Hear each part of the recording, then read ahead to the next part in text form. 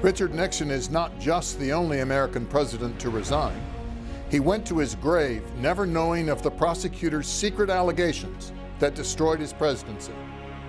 This is Watergate Revisited, an insider's view. I'm Jeff Shepard, and I'm your instructor in this course entitled Watergate Revisited, an insider's view. This is the disclaimer slide. Presentation is being done at the Osher Lifelong Learning Institute at Temple University in Philadelphia. This is week 2, and it's entitled The Setting. Last week, we called it 3 Surprising Revelations. We talked about the publicly known events, the key events of Watergate. We talked about my background, why I am in a position to talk to you about what was going on behind the scenes at both the White House and the Special Prosecutor's Office. And we talked about 3 surprising revelations to people who have studied Watergate. One was that the prosecutors were meeting secretly with the judges to work things out in advance of trial.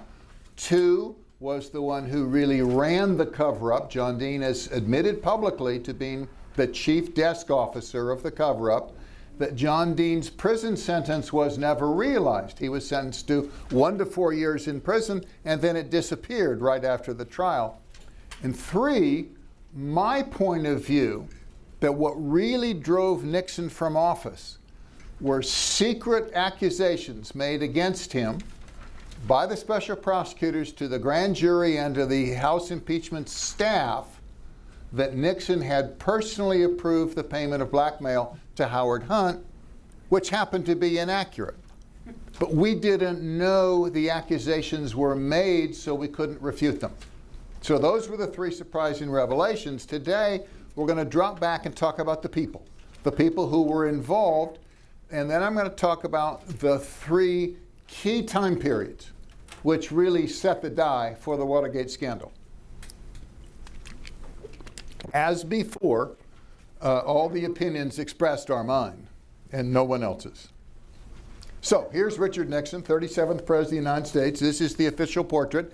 He must have shaved within 5 minutes of taking the picture, but it doesn't do any good. He has an incredibly dark beard.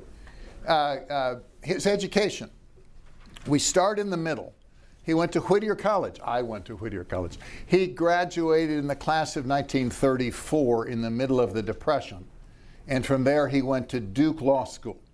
Now, what's interesting is from high school to college to law school, he was either 2nd or 3rd in his class. So he's a good student. He was so good in high school that he won the Republican Committee's scholarship to Harvard, the Republicans of Orange County. So he got into Harvard, but he couldn't afford to go, even though he was granted a scholarship of the tuition, because his family had no money. It was the middle of the Depression. He was working in his family's grocery store, and he couldn't be spared. So as we go through this, and the development of the Eastern liberal establishment and its hatred for Richard Nixon, none of us knew at the time, but he knew, but for his family's poverty, he could have gone to Harvard too. He wasn't dumb. Now, in college, all he wanted to do, he wanted to be popular, all he wanted to do was play football. The most important thing in Whittier was the Friday football games. And he was too small, too light. So one of the things he talks about in the formation of his life is sitting on the bench and trying desperately to be aggressive and to be a first stringer, but he couldn't do it. He just wasn't heavy enough. And then he went to Duke. Now, Duke was not then the Duke of today. It was a regional school, but they were just starting a law school. So nobody knew of anybody else from Duke. There were no people in advance. Nixon wanted to escape from Whittier. He didn't want to go back to Whittier after law school. He applied for law firms in New York. They didn't know or care about Duke. He applied to the FBI. And they said later they must have lost the application because nobody ever responded. So he goes back to Whittier. and he starts he works with a small little firm, this is personal law. This isn't big stuff. He's a typical local lawyer. World War II, he goes off, becomes a commander in the Navy. He's assigned originally in the Midwest, but then he asked to be reassigned to the Pacific, where the battle was. This is a guy raised as a Quaker. Now, Quakers are pacifists, but he said, no, I want to go where the fighting is.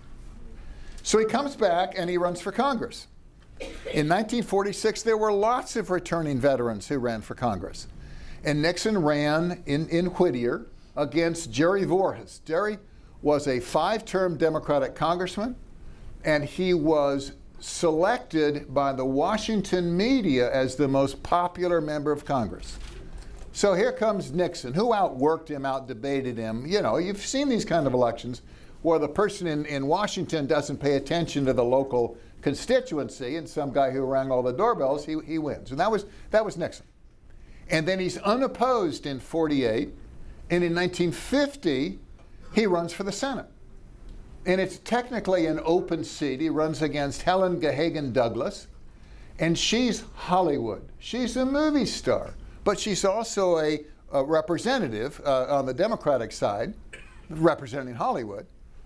And she's had a flagrant public love affair with Lyndon Johnson. Lyndon, you may recall, was married. So he called her the Pink Lady. She called him Tricky Dick. He beat her by 17 points. Okay?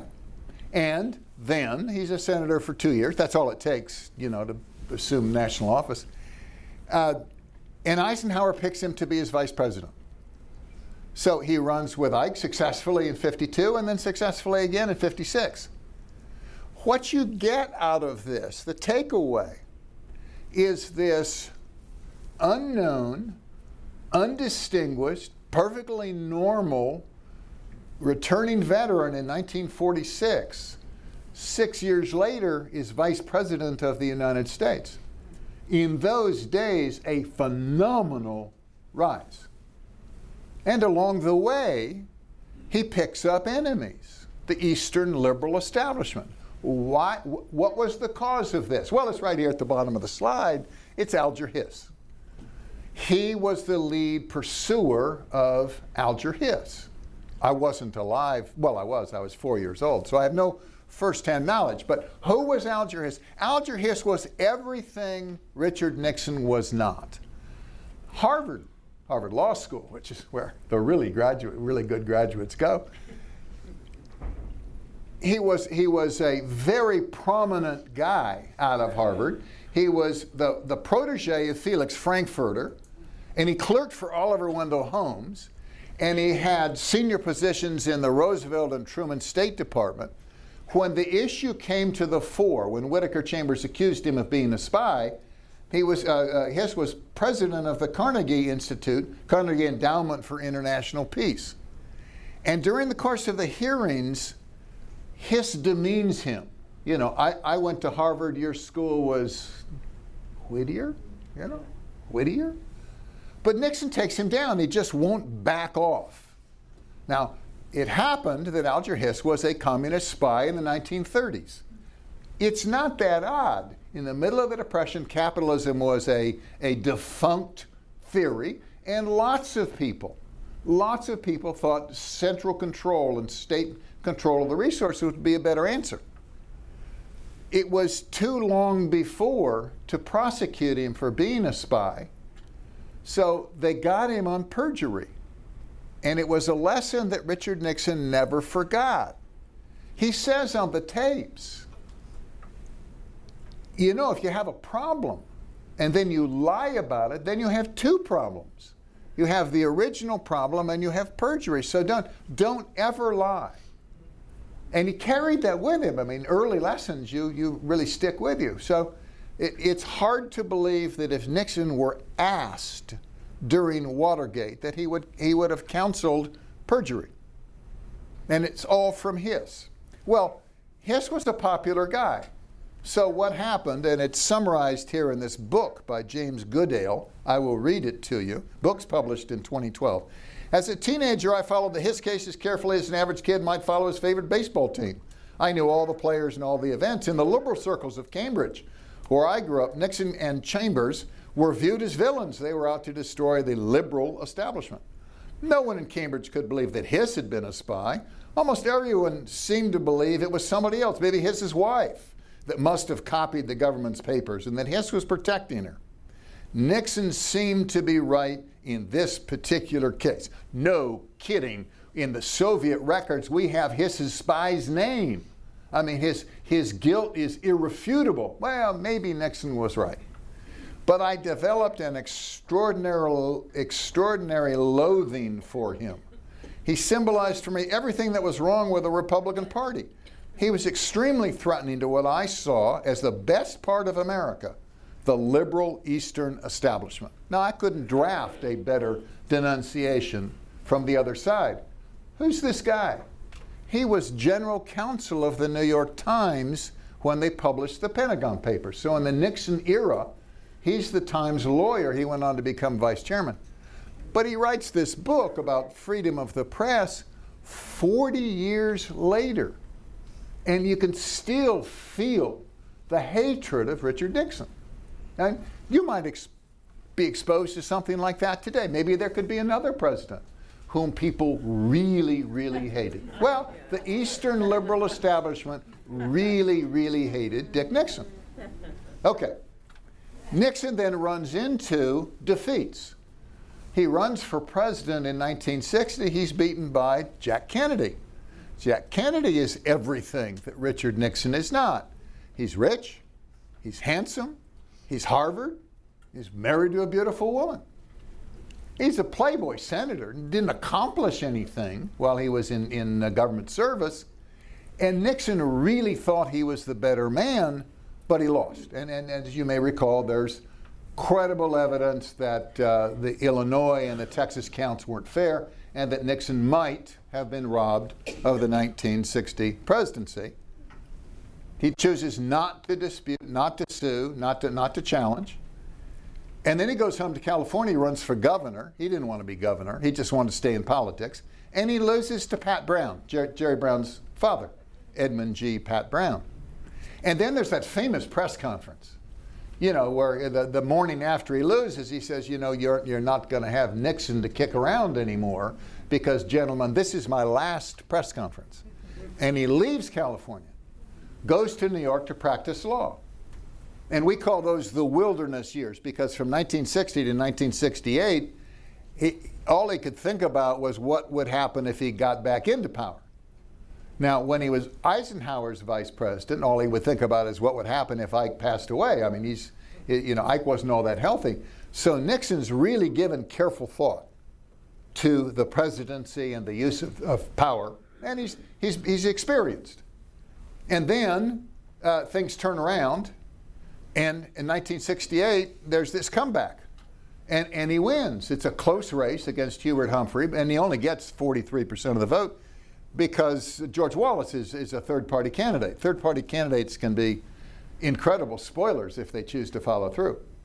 1968 was worse than anything we've ever experienced. You may think it's tough times today, but in 1968, there were assassinations, Martin Luther King and Robert Kennedy. There were riots in 19 major cities. There were great universities brought to their knees by students upset. And there was that Democratic National Convention in Chicago when, you know, there was tear gas in the streets and real chaos, because people felt very strongly. All the kids my age, I was at Harvard when they shut it down. They knew they were going to be drafted if they were not in school, and they knew if they got drafted they were going to Vietnam. And they knew if they went to Vietnam, they were going to die. So this was really personal hatred that was going on. Lyndon Johnson could not appear on any campus in America when he said, I won't run for re-election. And we had 537,000 U.S. troops in Vietnam. And it was big stuff, big stuff. Nixon basically ran on two issues: end the war, with peace and honor, but end the war, and restore law and order. And he scraped by Hubert Humphrey. And then he has a very, very successful first term. We'll go into that for a minute. And then he wins re-election by a landslide. It is the largest electoral college sweep of any president in history. He takes every state except Massachusetts and the District of Columbia. Nobody's ever duplicated that before or since. And then came Watergate and it all went in the pot. Okay. Review Nixon's life vis-a-vis the Eastern liberal establishment. Now, I'm taking Harvard as a proxy for the Eastern liberal establishment. Most people from Harvard think they were in control, and maybe they were, but I'll keep referring to Harvard. But it's kind of a joke because I have this love-hate relationship with my law school. So Nixon takes down Hiss in 48. Hiss is Harvard. They take down Adlai Stevenson in 52, and they do it again in 56. And Stevenson was Harvard College, Harvard Law School. And if you remember, he was dismissed as an egghead, an intellectual. You don't want an intellectual. William Buckley says, I'd rather be governed by the first 400 names in the Boston phone book than by the faculty of Harvard University. And he meant it. Okay. So then he runs into Jack Kennedy, and Jack takes him down. Nixon springs back, and then in 74, under Watergate, Harvard gets its revenge. Nixon goes down for the count. Okay, his first term, and I'll go through this really quickly.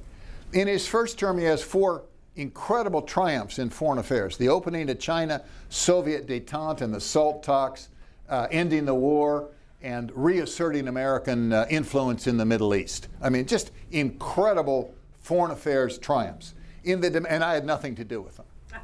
And we call that, we call that the golden age of diplomacy.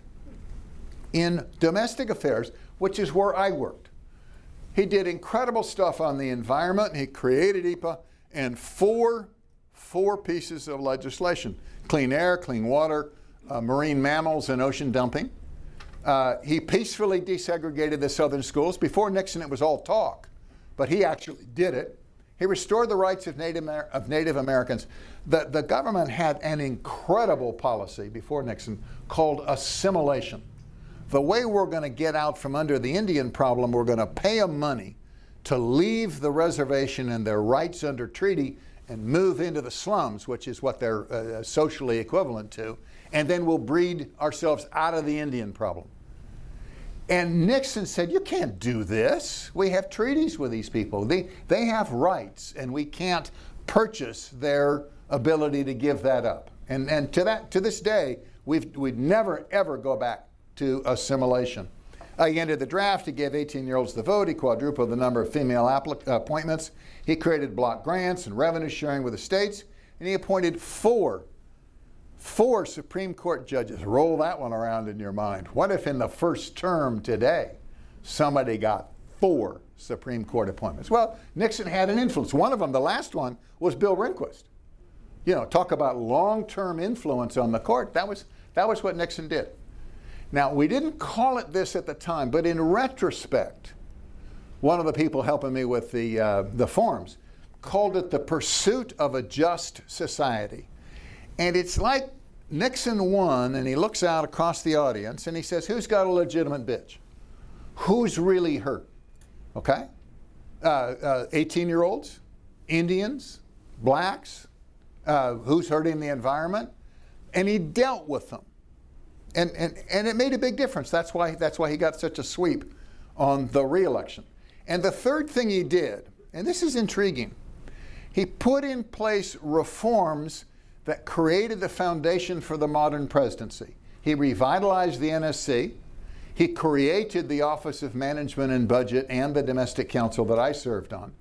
OMB used to be the Bureau of the Budget. Then they brought in management requirements. Remember, management by objective. Tell us what your goals are, and then we'll hold you, we have to agree with them, but we'll hold you to those goals. You don't just get the money. You're supposed to accomplish something with the money. and what Nixon changed was called cabinet government. Before Nixon, the president would appoint a cabinet, and in his cabinet officers, there were about 11 cabinet departments at the time, those cabinet officers would pretty much run their area of influence: agriculture, labor, commerce, transportation.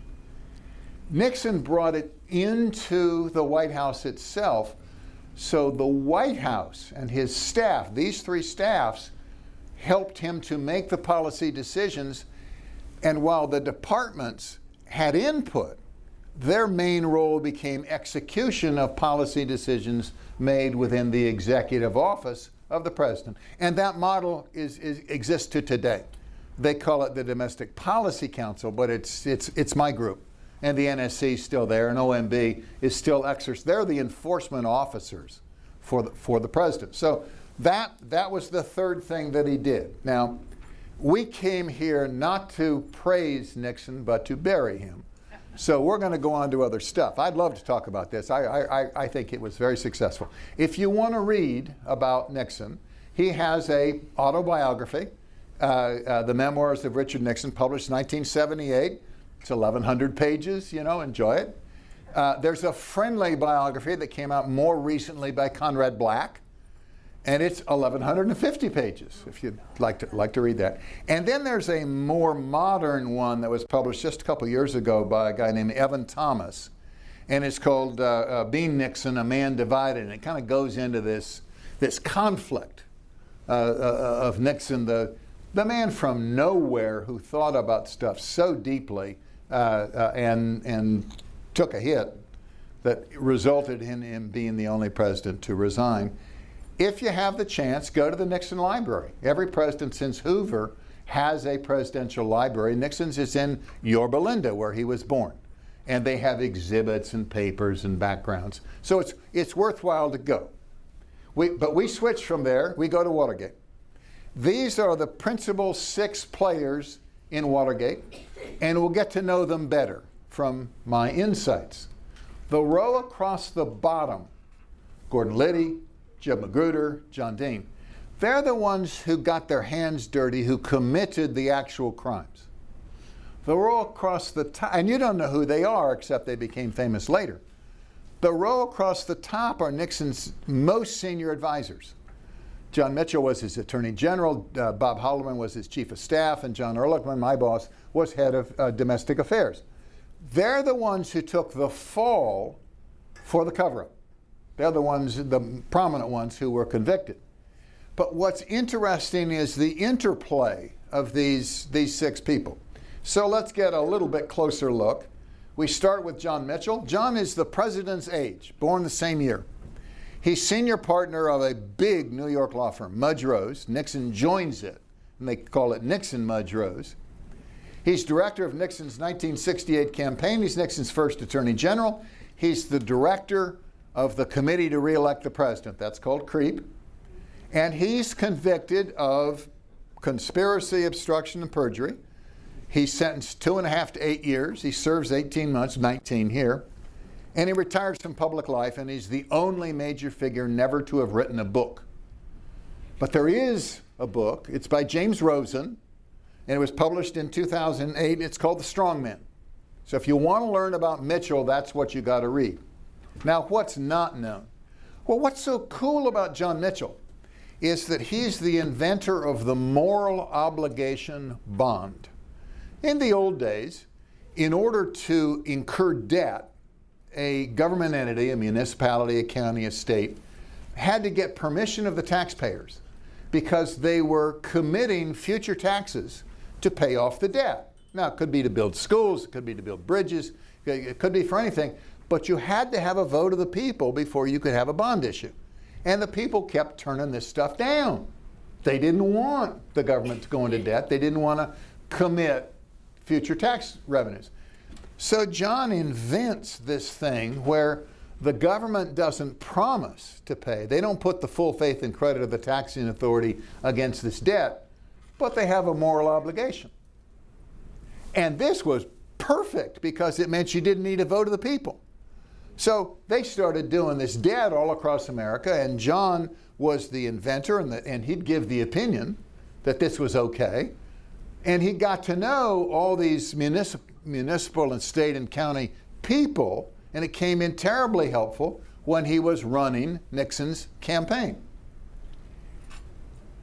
I don't know if John committed crimes in connection with Watergate. I'm on the White House side, and I thought he did all along. James Rosen makes a case that says, no, he didn't. The key meeting where Mitchell is alleged to have approved the intelligence plan had 3 people. 2 of them, Mitchell and Fred LaRue, said he didn't approve it. One of them, Jim Magruder, said he did. Now, LaRue became a government witness.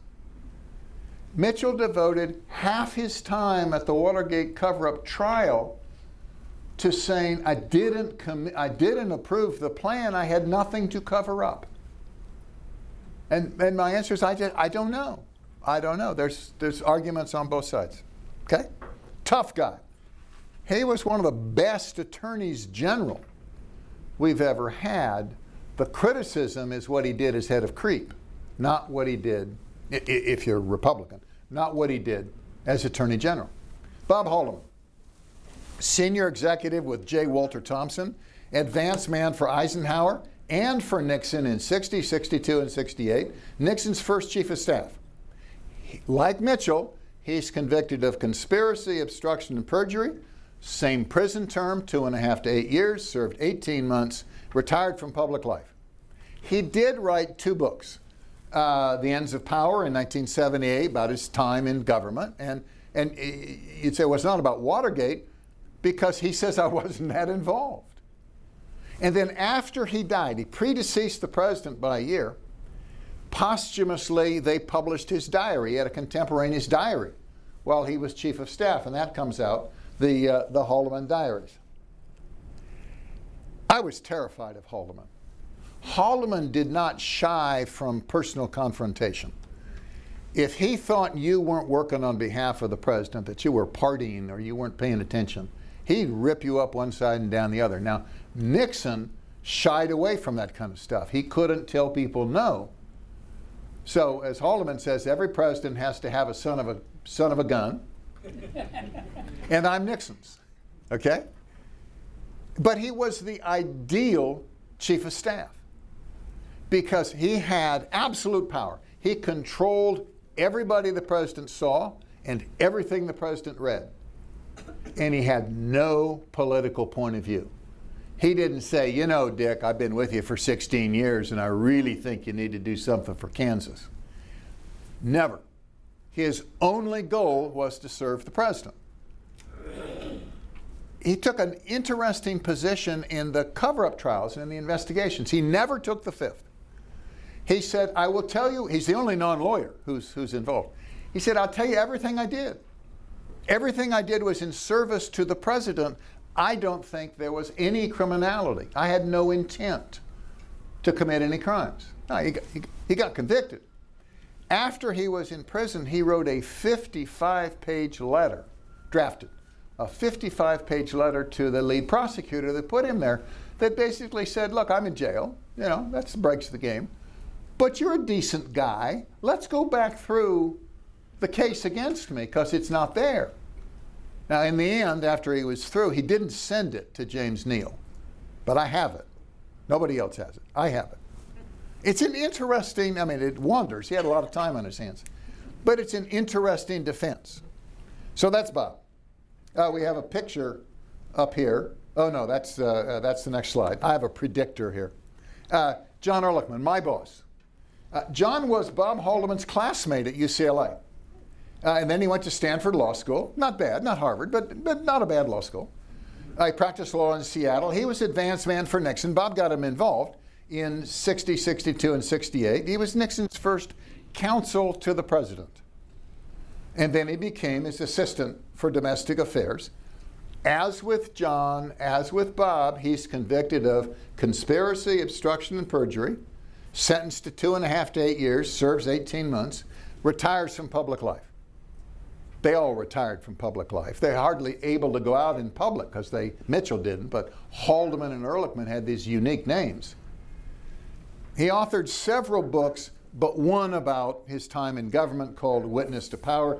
The picture is John and Bob together with Nixon at the Aspen cabin at Camp David. So what's unique about John? Well, I really liked him. I didn't like many people. He didn't know there was a secret tape recording. This is the president's lawyer. This is Bob's best friend. So when he got down to the group of three, Bob, John, and the president, there was a group of two. Haldeman and Nixon knew there was a tape recording going on. John didn't. And during the course of the Watergate prosecutions, he totally loses faith in Bob and the president. Never talks to him again. He's just furious because he thinks he got set up. That's John. Gordon Liddy, we're now to the bottom row. Okay, these are the guys who did the deed. Gordon went to Fordham and then law school at Fordham. He was an FBI agent right out of law school. His father ran a prominent law firm in New York. Gordon was raised in a law family, law culture. FBI agent for 5 years, then assistant DA in Dutchess County, that's upstate New York. He becomes a special assistant at Treasury. He joins my staff on the domestic council, the staff that I work on. And then he becomes counsel to Creep. And he's convicted of conspiracy, burglary, and wiretapping because he's convicted in the break-in trial. He's convicted first, sentenced to 20 years, serves 4.5 years. Longest sentence of anybody involved in Watergate. And then he becomes a media star and an author. Okay? Yeah. This book I'm in it. It sold 1 million copies. He became a very, very popular radio talk show host in Washington, D.C., and he's been known to pitch gold on TV. He's the Iron Man of Watergate because he never said a word. He wouldn't testify, wouldn't confess, wouldn't do anything. But he's also really strange. He's a militant, an aggressive, hostile militant. Now, what happened was he ran for office when he was assistant DA in Dutchess County, and he lost to Hamilton Fish from a prominent political party in the Republican primary. But he threatened to run on the conservative ticket in the general, and of course that would take votes away from Ham Fish. So somebody made a deal with him. If you drop out and the Republicans win in '68, we'll get you a federal job. Now, that's illegal, but, who's counting? It wasn't Nixon. Nixon's from California. Had to be people in New York where they were handling things. So he shows up at Treasury, and he's assigned to the Assistant Secretary for Enforcement. And that includes the Bureau of the Customs and ATF, Alcohol, Tobacco, and Firearms, that regulates guns. And Gordon is a gun owner's advocate. So he'd go around giving speeches, dumping on ATF. And of course, his boss is running ATF. And there's tension. Now, I was at Treasury as a White House fellow. Gordon was persona non grata because he wouldn't take instruction, and he went off the reservation all the time. They were going to fire him because he was so intense in his beliefs. And to our everlasting shame, my immediate boss on the domestic council decides, well, we'll fix Treasury. We aren't sure we like the people over there anyway. We'll hire him onto the White House staff. And I said, don't do this. Don't do this. I know him. And my boss even went so far, this is Bud Krogh, even went so far as to go across the street from the EOB for a half hour at Noni's Cafe so I could make my case against hiring Gordon Liddy. I failed. They hired him. Now, it's not I'm so knowledgeable. I told Bud not to hire my future wife either. I said, we don't need a pretty girl sitting outside your office. You know, we're here to work. But I lost that one too, so I had to marry her. So, but Gordon comes on the White House staff, and he starts out in the plumbers unit, and then he's transferred to the committee to re-elect. And he's introduced to Jeb Magruder as his lawyer. Here, Jeb, we found you a lawyer. John Dean recruits and hires Gordon Liddy to develop a campaign intelligence plan. There was some disagreement about something at CREEP, and Jeb, we'll get to Jeb next, Jeb puts his arm around Gordon. And Gordon says, take your hand off or I'll kill you. And he meant it. I mean, that's the scary thing about Gordon. So they were going to fire Gordon from CREEP. And two people called. Jeb said, you've got to be out of here. And two people called, John Dean and one of Haldeman's staff, and said, don't let personal problems get in the way. We need Gordon to do this campaign intelligence plan. So they kept him on. Well, we'll get into it, but the plan was nuts. The plan, as first presented, has room for mugging, bugging, kidnapping, and prostitution. And I'm not kidding. I mean, we'll get there, but I will describe how each of those played into Gordon's plans. So, when the break-in arrests occurred, he wasn't there, he was supervising. In fact, let's go to the next slide. I'll go through. These are Gordon's 3 strikes. Okay? He masterminded the plumbers break-in into the offices of Daniel Ellsberg Shrink. This is after the leak of the Pentagon Papers. We have a whole chapter on it, week 5 or week 6.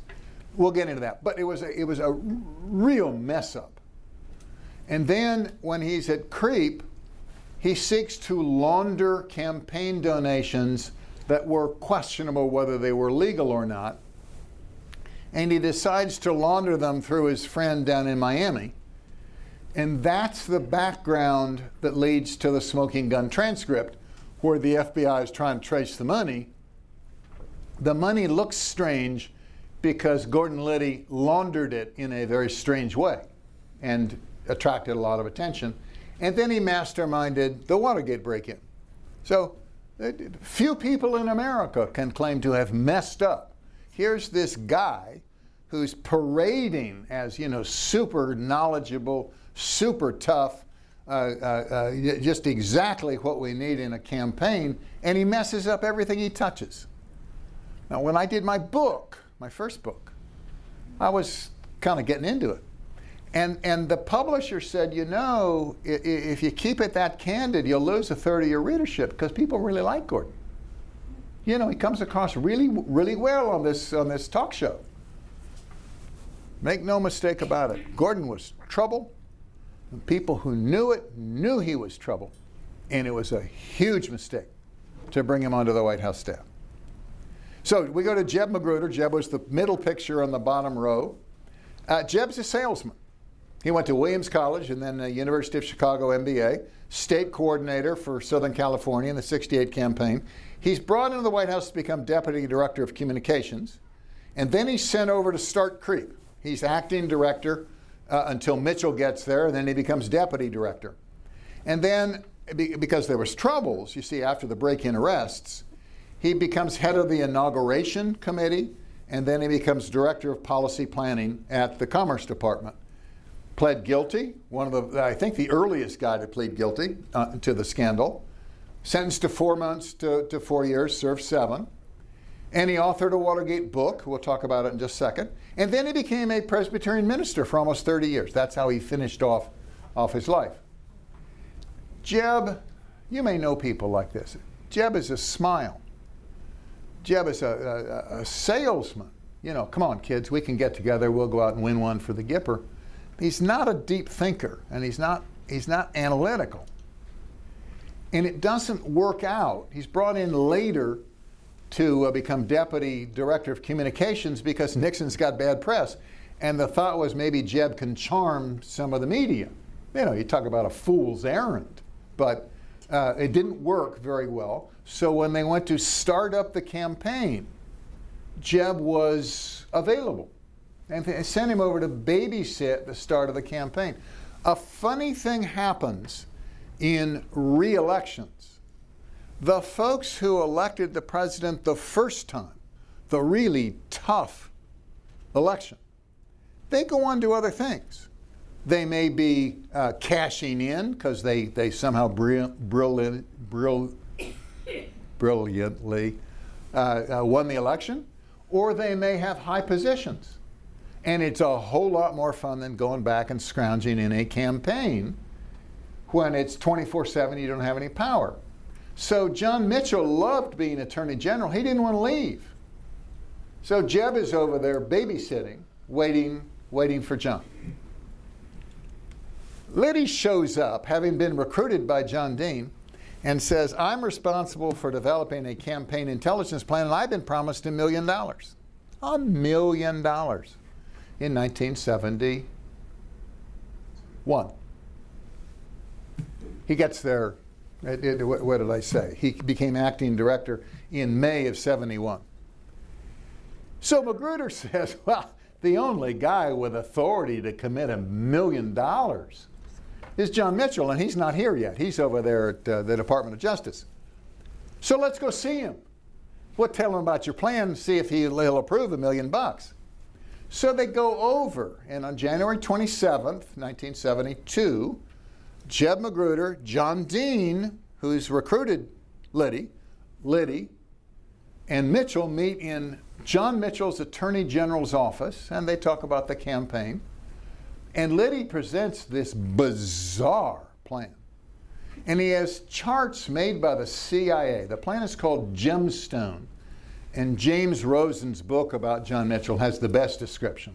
There was the ruby part and the diamond part and the sapphire part. And remember in 1972, they were going to do the convention, the Republican National Convention in San Diego. IT&T, a big conglomerate, had just built a Sheraton. And the idea was they'd make a $200,000 contribution to the campaign if the Sheraton were the headquarters hotel, because it would make it famous. Now, there was also an antitrust case running against ITT, and maybe that could be handled at the same time. And that's the problem with the ITT situation. So what Gordon says is, look, there are going to be demonstrations. And the way we're going to handle the demonstrations is we'll kidnap the heads, and then we'll take them across the border into Mexico. It's not far. And by the time they wake up, the convention will be over. So this is serious. I mean, oh yeah, that's really funny. No, he really meant it. We're going to kidnap them, and we're going to mug them so they can't demonstrate against our president. Bugging. We'll bug their phone lines. I mean, that actually occurs. And prostitution. The Democratic National Committee is going to meet in Miami. And what we'll do is we'll get some houseboats to kind of sit offshore, with women. And we will entice prominent Democrats, and we'll get them to tell us what their plans are. Because, everybody knows that you talk to these women of the night. And he says, these aren't going to be run-of-the-mill streetwalkers. These are going to be high-class people. I can recruit high-class. I mean, this is incredible. And Jeb Magruder says, can you give me some of the phone numbers? So in any event, it all comes to pass. And Jeb is the first to plead guilty. He's sentenced. He writes a book and says, I got in with the wrong crowd. And then we get to John Dean. John Dean's not my favorite guy, and we'll come back to him again and again. He went to Worcester College and then to Georgetown Law School, law firm of Welch and Morgan, minority counsel to the House Judiciary Committee, then associate director of the Brown Commission. This is the Commission for the Reform of the Federal Criminal Code under Edmund G. Pat Brown. Associate Deputy Attorney General. Then he becomes Nixon's second counsel to the president, pleads guilty to conspiracy in October, sentenced to 1 to 4 years with his confinement at the first day of trial, so he can be the principal prosecution witness, there, number 9, at the cover-up trial. And then after the trial's over, his sentence is wiped clean. And he becomes a media star, and he writes a bunch of books. But he's written 2 books about Watergate. One came out in 1976 called Blind Ambition, and the other came out in 2014, much more recently, called The Nixon Defense. And of course, it's not the Nixon defense. It's John Dean's defense of why he didn't do anything wrong. What don't you know? Well, it's hard to find about John Dean's background because nobody ever talks about it. But his sentencing file, where the government looked into it between pleading guilty and being sentenced, is in John Sirica's papers at the Library of Congress. So you can go see what happened. And it turns out John did his freshman year at high school in his hometown of Marion, Ohio, and then he transfers to Stanton Military Academy on October 19th. That's not the beginning of the semester. October 19th is 6 weeks into the semester, so something happened that got him to be switched to Stanton. His roommate is Barry Goldwater Jr. They cut kind of a wide swath through Washington. He doesn't go in the military. He gets admitted to Colgate, good school, upstate New York. In the middle of his sophomore year, he suddenly transfers out of Colgate back to his home in Ohio and attends Worcester College. John has said that the way he earned spending money in college was to ghost papers for members of the football team. You know, did you want a B or a C? You know, how well do you want to do? Now, I don't know if he did it at Colgate and got caught, and that's why he had to go to Worcester, or he did it at Worcester and didn't get caught. But it does show an attitude. Then, when he gets out of Worcester, and he graduated in the bottom third of his class, 144th out of 2, whatever.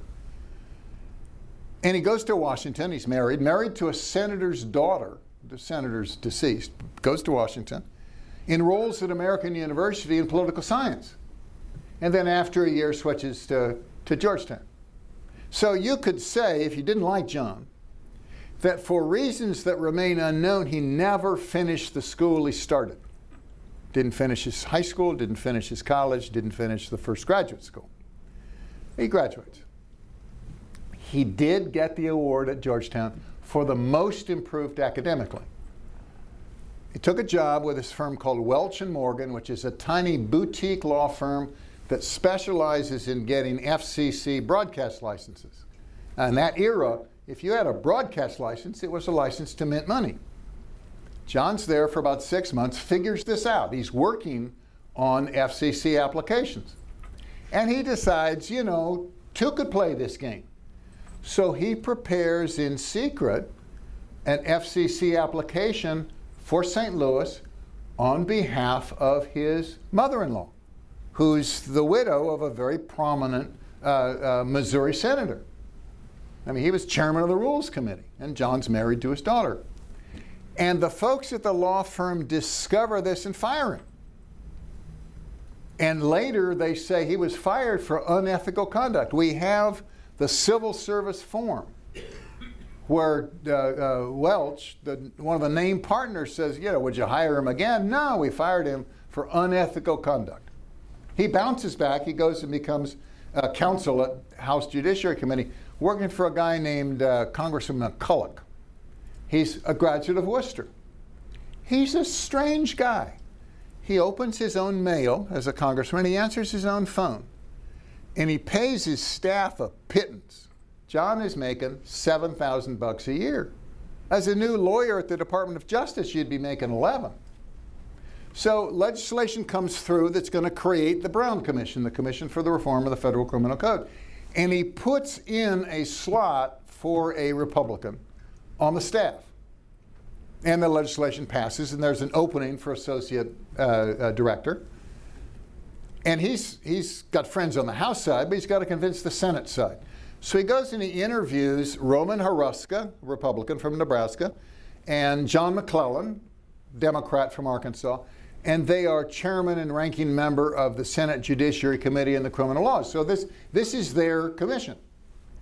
And he says, you know, this is what I'd like, this is why I put it in the bill. And they say, okay, pays $25,000. But you got to stay all 4 years. You can't just get started and then bounce to something else. That's not, you know, the commitment is, I'm going to stay. Nixon gets elected. John is invited to come to the Department of Justice, basically in charge of legislative affairs.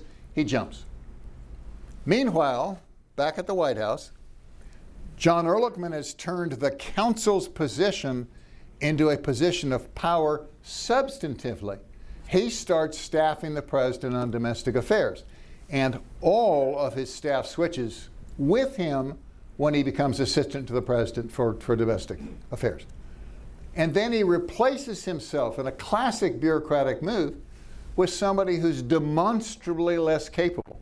So the counsel's office won't become the power position within the White House. And they pick John Dean. Nobody does a full field investigation on John because his is the office that would read it when it was produced. John Dean told his sentencing officer there were two primary roles. One was reading and evaluating the full field investigations of potential presidential appointees, and the other was handling clemency petitions sent over from the department. Now, a new president doesn't have many clemency petitions. The one that was significant was Jimmy Hoffa's. I think John's written a book about that. But he had nothing to do. He had no staff, not many responsibilities. He drifted into work around 9:30 with his burgundy Porsche. He partied all the time in Georgetown. He didn't see the president for the first 2 years of his employment. And as I told you last time, there's no known picture of John Dean with President Nixon. But today you would think that the whole world revolved around John Dean, but it didn't. But he was assigned when they started gearing up for re-election. And he says this on the tape. This all started when I was assigned responsibility to create a perfectly legitimate campaign intelligence plan. And from there, it really went bad because he hired Gordon Liddy. He didn't know it, but he hired Gordon Liddy and it went to pieces. We'll go on. I could talk about John. We'll come back to John. Okay, remember the principal players. Two things to keep in mind. This was a buttoned-up administration. We had checks and cross-checks and everything else going on. How did Watergate fall through the cracks? Well, remember there's these two meetings, January 27th, when the $1 million campaign is rejected, February 4th, when a $500,000 campaign is presented. The guys across the bottom and John Mitchell are the ones in that meeting. So when the Watergate burglars were caught red-handed, they were in real risk of being arrested. The two White House guys, Bob Haldeman and John Ehrlichman, had no idea this was going down. They didn't have any risk at all. The risk was all at creep. Now, I keep pointing to creep. There's the White House compound, the White House, the old executive office building at 17th and Pennsylvania Avenue, and then kitty-cornered at 1701 Pennsylvania Avenue is where the Mudge Rose law offices were and the committee to re-elect set up. So when Watergate blew, the White House said, you know, they're in real trouble over there, and they send John Dean over to be sure the problem stays over there. The trouble was John Dean was dirty and at risk of prosecution, and he threw his influence behind Creep's ability to do the cover-up. But look at it from Mitchell's point of view. Look across that bottom line. Everybody who was involved came from the White House. Now, John had been off of the Department of Justice being Attorney General. And these White House people come over with this screwy idea about spying on the other side. John could have concluded this was a Haldeman initiative, and he's going to preside over the re-election campaign, but he didn't want to get involved in that one. That's over at the White House. And I think each side, Department of Justice and the White House, thought it was the other side's idea, and Gordon, crazy Gordon, fell through the cracks. When I did my book, And my first book was published by the biggest publisher in the world. And they said, don't dump on Gordon too much. That first draft was pretty fierce. And don't be so bitter about John Dean. They're popular people. They're media stars. So I toned it down. You know, now you're getting the real 10,000 volts. Okay. So what do? We talk about, we talk about 3 critical time frames. I promised you I would do this. Time's almost up. I'm sorry. The 3 critical time frames are the immediate aftermath of the arrests, when the die was cast, break-in sentencing week, which culminated in the collapse of the cover-up, and Nixon's dramatic demise that occurs in the 2-week period from the Supreme Court ruling to his resignation. And this is just a predictor. We go through these in great detail, but just to key it up for you, right after the the burglars are caught on June 17th. They're caught red-handed. Creep immediately issues a press release, number 2, saying we're innocent. Dean and Liddy go for this walk in the park. Dean knows, and he calls Liddy and says, we better get together, but he doesn't want to be seen with him. So he goes outside the EOB, meets him on the sidewalk, and they walk down to the park. And this is where Dean says, it was my team, it was my people. So we know, Dean knows from the very beginning, this is Liddy, this is his people. And that very evening, the cover-up team meets in Mitchell's apartment, which happens to be at the Watergate. John Mitchell, John Dean, Gordon's not there, Jeb Magruder, and 2 people from the committee to re-elect that were Mitchell's guys, Fred LaRue and Bob Mardian, and they cast their fate to help out John. You know, they have nothing to do with this. But they start with the cover-up.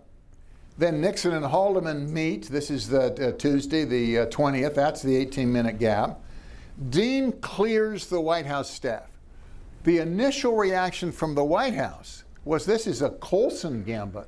You know, Colson's a crazy man. He'll do anything. And Dean says, no, I've looked into it. It's not Colson. So they say, great. You go over there to creep and make sure the problem stays over there. And then you get the Nixon-Haldeman smoking gun tape on June 23rd. I tell you, it's misunderstood, but we'll get there. Then Liddy's fired from creep on June 28th because he refuses to cooperate with the FBI. They know, can him. And then out of nowhere, Mitchell resigns, July 1st, 1972. We thought it was because of his alcoholic wife, Martha. Remember Martha? Yeah. She'd get ripped. She'd call reporters at midnight. She'd say, they're blaming John. It's not my fault. And we thought that John decided to go home to help his wife. What a noble guy. Now, on the tape, though, Haldeman is in seeing Nixon. And Nixon says, what did he say? And Haldeman says, well, I couldn't come right out and ask him if he was responsible. But I did say, you know, John, if there's embarrassing stuff that's going to come out, maybe it would be better to leave now when there's no accusations than to have it build up under public. So John resigns. Now, maybe he thought captain going down with a ship, my fault. Maybe he thought these guys were in my office as Attorney General, don't want any part of it. But we know that from that moment, July 1st, until March 22nd, 1973, that Nixon neither spoke to nor met John Mitchell. Okay, 9-month period. He fired his best friend to get rid of the problem. Now, he didn't hold a press conference and say Mitchell may be guilty, but he cast out his best friend. If John Dean had said, by the way, I was in these 2 meetings that are going to cause us trouble, they would have fired John so fast it'd make your head spin. He was nothing. They were protecting the White House. And John Dean didn't disclose his conflicts. He ended up in charge of the investigation. Talk about irony. Okay, what did we know? We knew McCord was Creep's director of security. We knew the Cubans had Howard Hunt's phone number. We knew their uncirculated $100 bills were traced to Creep. And we knew Liddy had told Dean that they were his people. What didn't we know? And I'm sorry, I'm over just a touch, but this is, you got to stick with me. What we didn't know about these two meetings in the Attorney General's office. We didn't know about Dean's conflict of interest. We didn't know that Howard Hunt had secreted damaging evidence in his office in the EOB. Howard writes in his book, you know, they were caught red-handed. I had all this evidence, and I thought, what's the safest place to hide it? In my office in the EOB. There are guards around the outside. And of course, when the White House learned the stuff was there, they turned it over to the FBI. We didn't know, not me, the White House, didn't know about the plumbers' prior break-in, that they were the same people who broke into Louis Fielding's office, Ellsberg's shrink, that broke into the Watergate. And we didn't know these two tape recordings would surface that seemed to involve Nixon himself, the 18-minute gap and the smoking gun tape. But the most interesting thing we didn't know was the impact of Nixon's campaign decisions and lame duck status. Now, go back to 1972. He's going to cream McGovern. Does he move some of the money under his control to help Republicans in their races? No. Does he spend campaign time endorsing other Republican candidates? No. They chose to run up the Electoral College, and it was a history-making sweep. But the Republicans on the Hill never forgave him for that. He gets reelected day after the election. And Haldeman puts out a memo to 4,000 people saying, you'll want to give us your letter of resignation because you hold a presidential appointment and we may want to bring in some other people.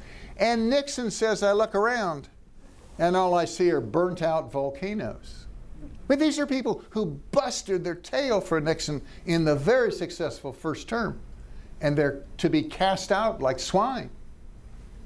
And the third thing we didn't think of was Nixon would never run for office again. So once you're reelected, your power starts to dissipate. Who would stand up in the freight train that was Watergate and defend Richard Nixon? There was no percentage in it. So nobody was willing to help. It was the White House itself as it came down to it. Well, we didn't think about that when we started. Didn't realize it. Okay, the second most critical period is break-in sentencing week, and you can read it, but I'm out of time. The most significant thing is the pressure of sentencing on Friday caused things to happen earlier in the week. McCord writes his letter saying there's been a cover-up. Howard Hunt demands more money.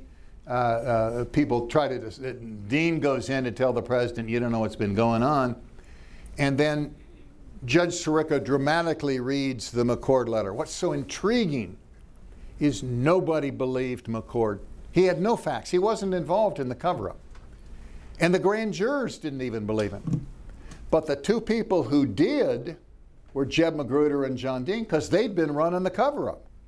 And they concluded this was it. They weren't going to be able to hold the dam back anymore. And Jeb panics.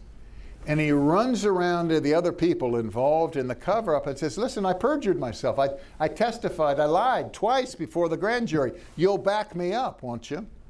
You'll lie for me, won't you? And everybody took a step back. You know, well, Jeb, I wish you all the best.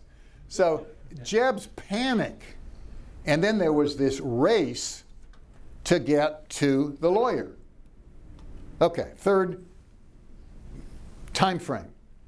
The Supreme Court rules in July 24th. This is 1974. It was an unexpected, that we didn't know they were going to rule. They just issued the ruling. The House Judiciary recommended 3 articles of impeachment 3 days later. The White House releases the smoking gun transcript that, you know, ruined the president's support. The GOP leadership came to visit. Remember when Ken wanted to ask a question and talk about what was going on? Ken, he's not here. No, he worked for Hugh Scott, and he wanted to describe the thinking. And I said, well, my nickel, my show. Nixon bids adieu to his. Nixon announces he'll resign. He bids adieu to his staff, and the resignation takes effect.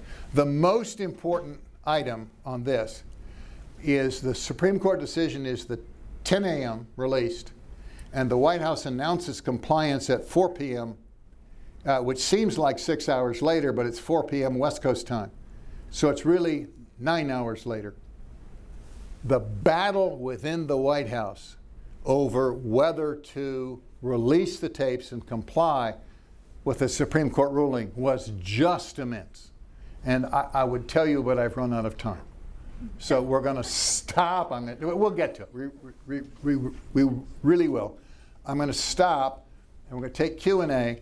You remember last time on the Q&A, we had the lady at the back who asked about the smoking gun, and she said, look, whether he did it to interfere with the investigation or to protect the identities of two Democrats, it didn't matter. It's still obstruction. Now you got to read John Dean's book. So here's the quote, because this is significant. This is what John Dean wrote in 2014.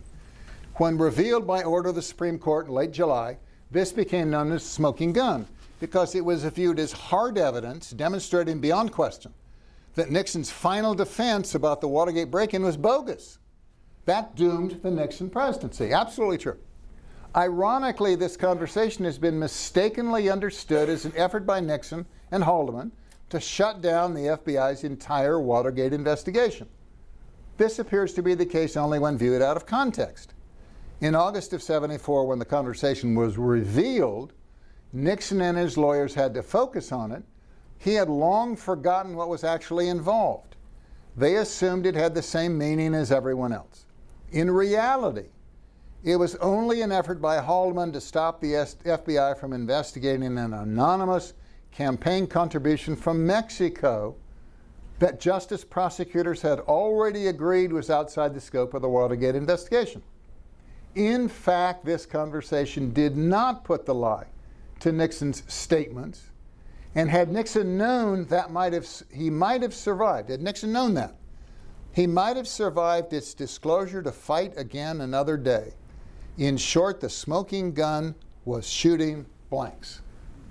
Okay, now, I reached this conclusion a different route, but I don't have to carry the burden here. This is John Dean telling you the smoking gun has been misunderstood from the get-go, that the effort was to protect Democratic donors, had nothing to do with the FBI investigation. With that, we're going to switch. We shut off my screen, we leave the projector in the other room, and we take volunteers. Do we have questions? Ma'am. Was Nixon ever involved in the McCarthy hearings? Yes. The question is, was Nixon ever involved in the McCarthy hearings? The McCarthy hearings were conducted by the Senate. He was a senator. Nixon was in the House, and his involvement in the House Un-American Activities Committee predated that. So Nixon was already vice president.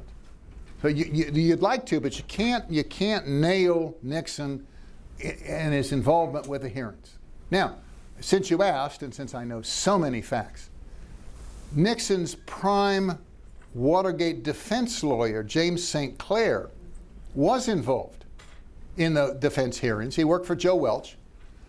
And St. Clair, you learned this on Wikipedia, St. Clair hired this guy named Fisher.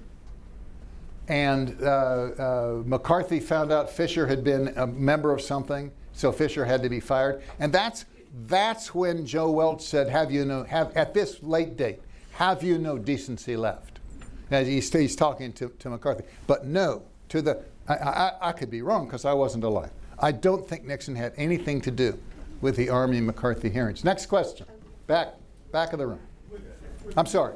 Was Mitchell willing to allow the break-in and the espionage? Was that because they thought McGovern was doing similar things? Or sort of what prompted them to sort of allow that level of what would be regarded as illegal activity against the Democrats? The question is, what on earth justified the White House and Mitchell deciding they could do break-ins? Three response. One, I don't think they decided. I think this was Gordon on a toot of his own.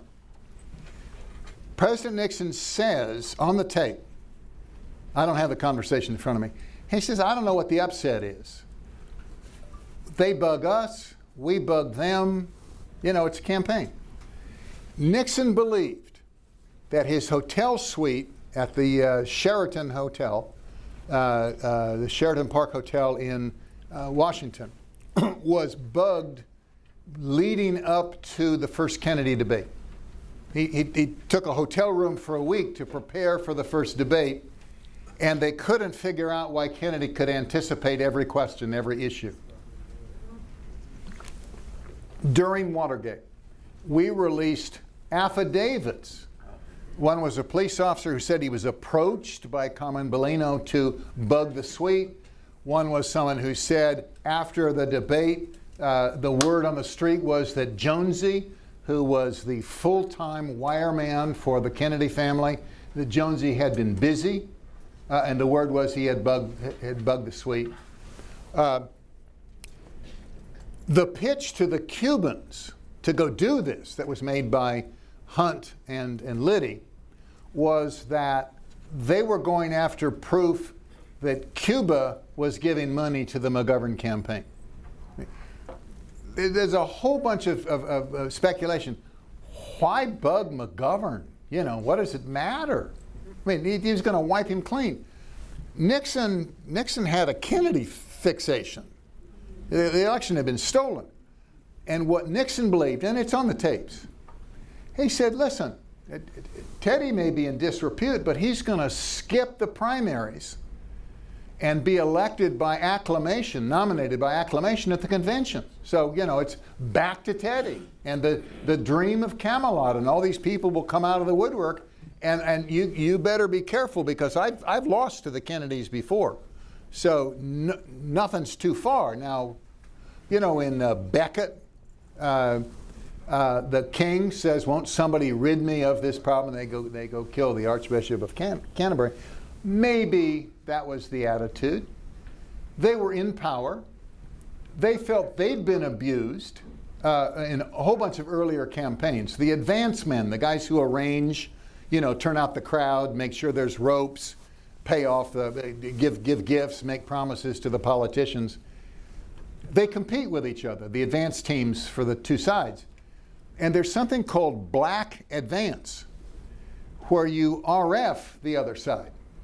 You know, you tell you ring a fire alarm when they're in the campaign. Or Dick Tuck, the famous guy, Nixon's giving a speech at the caboose of the train to everybody down, you know, and Tuck puts on an engineer's cap and signals the engineer, pull the train out. You know, Nixon's just starting his speech and he moves away. One of the other things Dick Tuck did was you always rent the hall so it's full, so it looks like you got a big crowd. And he rented a giant hall for a tiny number of people, so it looks like a failure. Well, they were tired of that from the one side. So in the 72 campaign, they did it to the other side, and they got caught butt bad. But I don't think Haldeman or Ehrlichman or Mitchell said, oh yeah, sky's the limit, we can do whatever we want.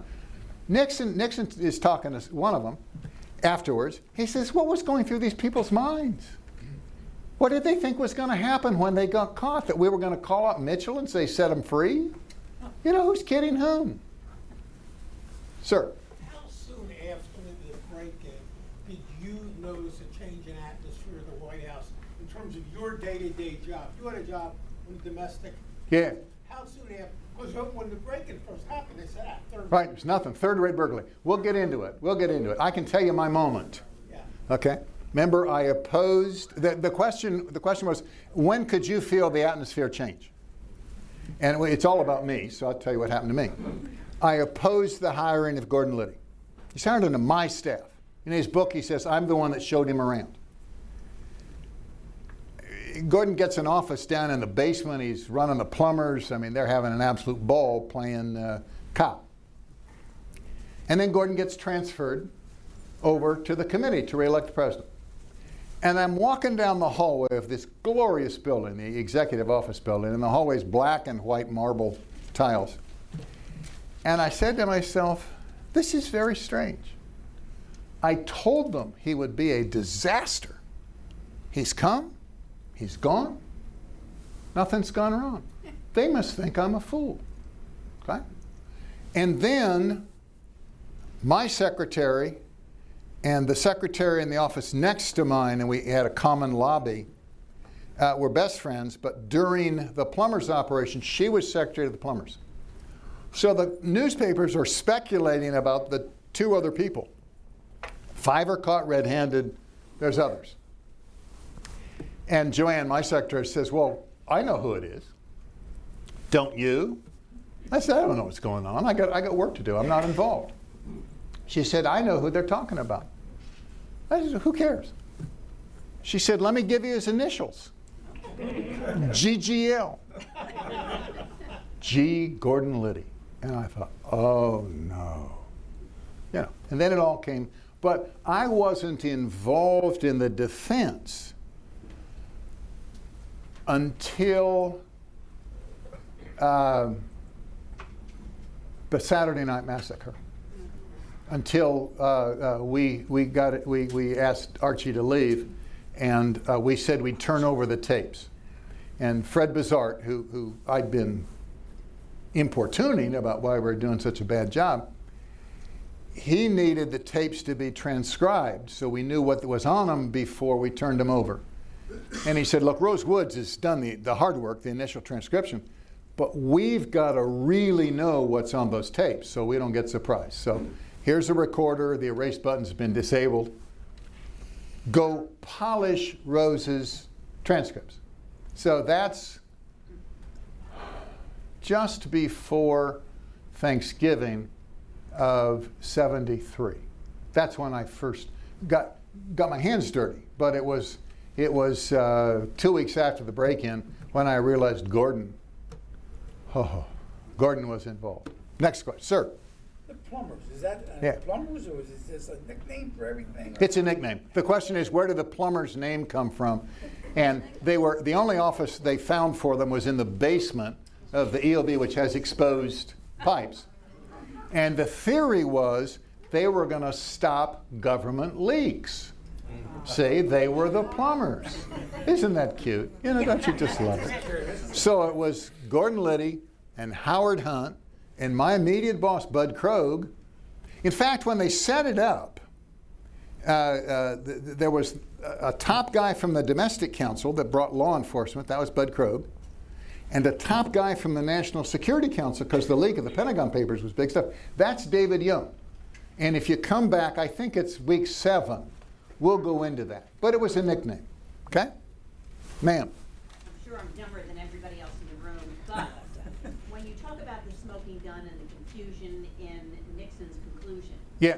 do I understand correctly that he concluded the smoking gun conversation was related to the Watergate break-in and cover-up, and in fact it was related to protecting Democrats who had made campaign contributions? The question is, what was Nixon's attitude about the smoking gun tape, and when did that become important?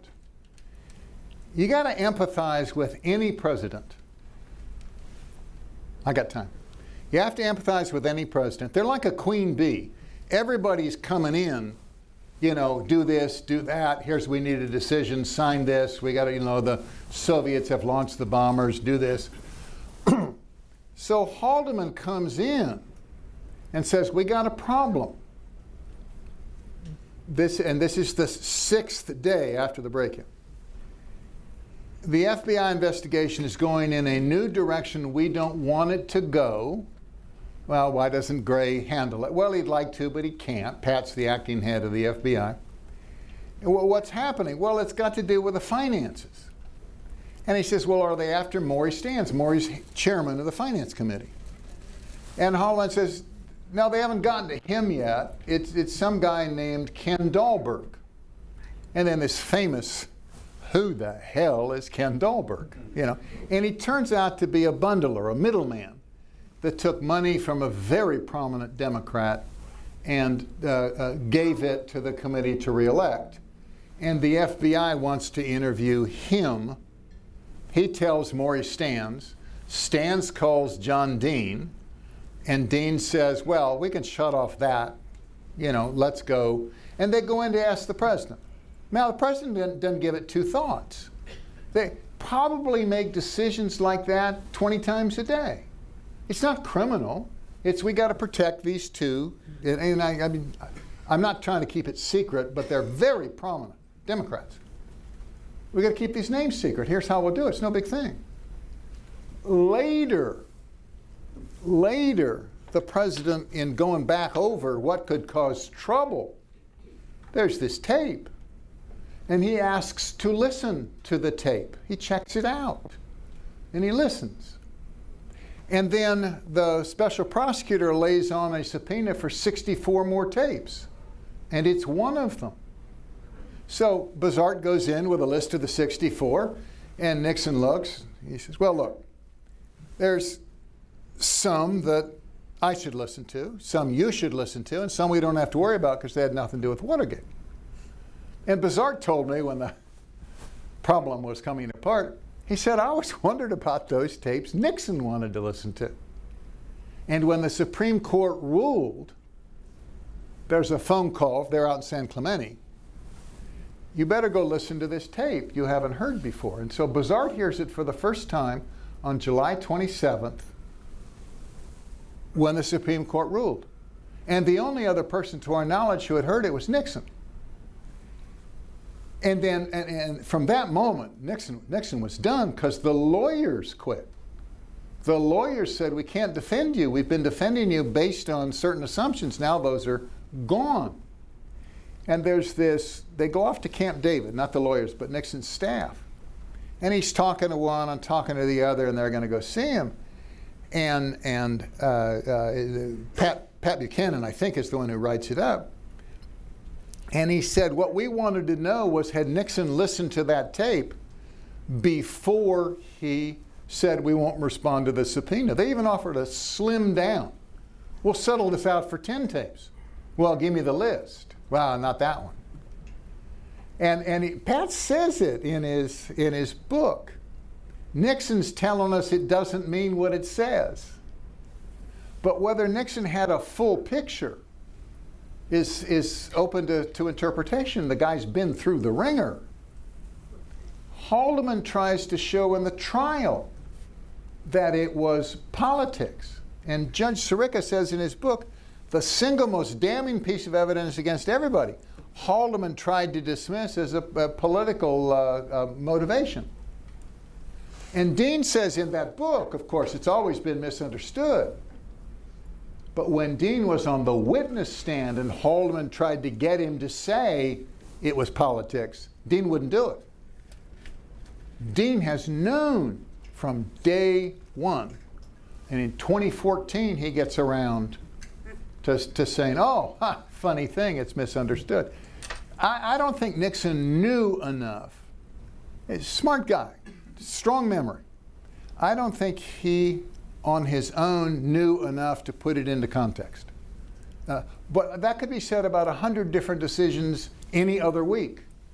The staff comes in, here's what we've done. We usually did it in writing so he could think about it. But there was no writing on this, this getting the CIA. Other questions? We have 5 minutes. You had one. Wait. Let's be fair. Anybody else? Back in the corner. What was the purpose?